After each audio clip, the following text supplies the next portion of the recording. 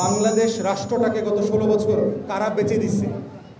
ভিনদেশি মানুষরা, বর্গীরা এসে বেচে দিছে। আপনার দেশের যে $250 বিলিয়ন লুট করছে কারা? সবুজ পাসপোর্টধারী লোকরা করে নাই? আপনার এই দেশে গুম খুন 800 আয়নাঘর কারা বানাইছে? আপনার দেশে সোনার বাংলার ছেলেমেয়েরা করে নাই? করছে।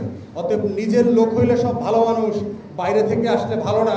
আমরা মনে করি এই জাতীয়তাবাদটা দেশের জন্য ভালো না। যে আপনারা কি চাঁদাবাজ ঠিকাদারদেরকে ভোট দেবেন এবং ওই ঠিকাদারদের টাকায় গিয়ে খেয়ে ভোট দেবেন? ওদের নগদে, রকটে, বিকাশে ফুসপানি বিরিয়ানি খেয়ে ভোট দেবেন, না বিবেক দিয়ে ভোট দেবেন? আপনার এই বিবেকের ভোটার চাচ্ছি।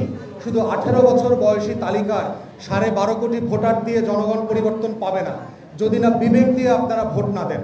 অতএব ভোটারদের প্রতি আমাদের আবেদন হচ্ছে, দয়া করে নাগরিক আকারে ভোট দেন, বিবেক দিয়ে ভোট দেন, অধিকারের রাজনীতির পক্ষে ভোট দেন।